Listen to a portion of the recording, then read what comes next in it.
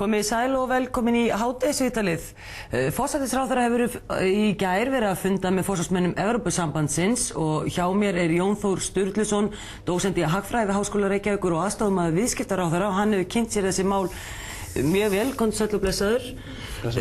Segðu mér kannski fyrst, þessi fundur forsætisráðherra í gær, var þetta bara svona venjubundi fundur eða var eitthvað sérstakt tilefni?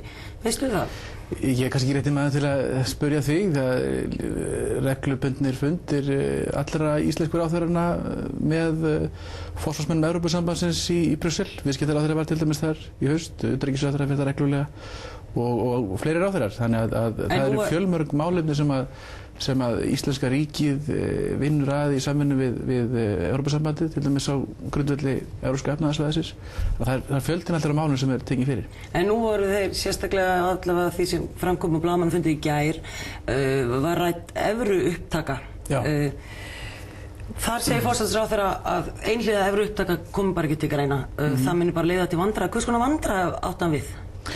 Já, það hefur komið skýrt fram að Evrópski seðlabankinn og Evrópusambandið núna er ekki hrifið af því að þjóðir utan Evrópusambandsins taki upp evruna. Þær styðja það ekki og muni ekki aðstoða við slíka upptöku.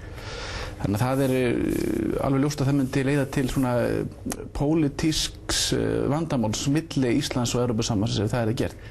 Þannig að þessi umræða sem hefur verið undanfari misseri það að taka einhliða upp evru og það sem viðskiptalífið hefur kallað á, Valgerður Sverris talaði og fleiri, hún er í rauninni bara alveg út úr kortinu. Í rauninni algjörlega og það er ekki bara þessi pólitísku vandamál sem að Geir var að tjá sig hérna í fréttum, heldur einnig þetta ekki sérstaklega góð leið frá efnahagslegum forsendum. Ef menn vilja festa hér gengi við evru, þá er í rauninni eina leiðin sem er trúverðug til lengri tíma að ganga í myntbandalagið og undanfæra þess að ganga í Evrópusambandið. Þannig að við munum á endanum á einhverjum tímapunkti þurfa að gera það ef við viljum fara eftir því sem að viðskiptalífið er að kalla á, það er að segja að verði tekin hér upp evra, þá verður við raunin að ganga alla leið. Já, það var mjög athyglisvert í skoðanakönnun sem var gerð meðal félaga í viðskiptaráði hvað yfirgnæfandi meirihluti vildi taka upp evru. En raunin helmingu þeirra sem að vildu taka upp evruna vildu gera það einhliða. Það nýja í þessari umræðu er klárlega það að einhliða upptaka er algjörlega út úr myndinni og ég held að langflestir séu búnir að átta sig á því. Þannig að næsta skref umræðunar er að ræða þessi mál í samhengi við aðild að Evrópusambandinu. Og það er auðvitað gríðarlega stór og mikil spurning og ekki víst að allir komist að nákvæmlega sömu niðurstöðu hvað það varðar. En það er ekkert inn að bíða að taka þá umræðu og gaumgæfa þessar spurningar. En nú nánast útilokað forsætisráðherra það í gær. Hann sagði að það væri ekki á stefnu stjórnvalda að ganga í Evrópusambandið. Hann talaði að kostirnir við að vera utan bandalagsins væru meiri heldur en kostirnir að ganga í það. Hverjir eru svona kostir og gallar? Hvað er hann að tala bara svona á mannamáli fyrir okkur hinn? Það eru klárlega kostir og gallar og menn geta komist að sinni niðurstöðunni. Hann lýsir skoðun síns flokks og vantilega sína skoðun. Ég veit ekki hvort að hann geti tjáð sig fyrir hönd almennings. Skoðanakannanir í dag bendir til þess að fleiri styðji aðildarumsókn en ekki. En varðandi hvað er stóru spurning, þetta er gríðarlega flókið hagsmunamat, og það er ekkert óeðlilegt að við hrösum ekkert að einhverju niðurstöðu því. Stóru atriðin í þessu eru fyrst og fremst þau að það myndi leiða til mjög jákvæðra áhrifa fyrir viðskipti.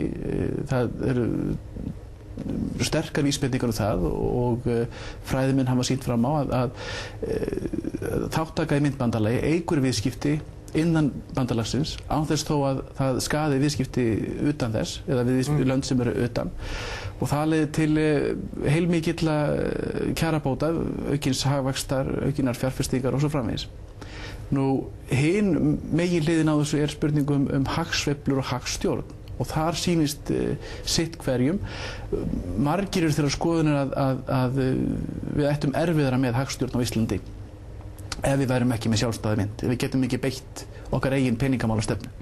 Og eru þá bara að fylgja stefnu Evrópusambandsins? Ef við myndum ganga í myntbandalagið þá þurftum við rauninni að hafa stýrivexti og vaxtastig hér eins og almennt gengur og gerist í Evrópusambandinu. Þannig að við myndum þá missa þetta hagstjórnartæki sem er peningastefnan. En síðan er spurningin sko, hversu vel hefur tekist til við peningastjórn hér á Íslandi og hversu mikið gagn er af okkar sjálfstæðu mynt til hagstjórnar. Og mitt álit er það að þar sé klárlega hafi ekki gengið nógu vel, að þessi tilraun sem hefur verið hér í gangi síðan 2001 hafi borið afar slæman árangur og það sé eðlilegt að skoða aðra kosti. Er þetta ekki bara sem kemur upp núna þegar harðnar í dalnum?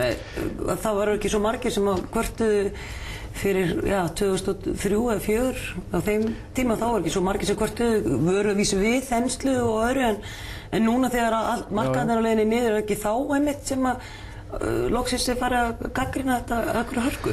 Sko vaxtastig á Íslandi er viðvarandi mun hærra heldur en í Evrópusambandinu, að minnsta kosti 3–4% þegar allt leikur hér í lindi. Þegar að hér er ríkin mikil þensla, þá hefur vaxtastigið farið enn hærra og vaxtamunurinn við Evrópu verið enn meiri.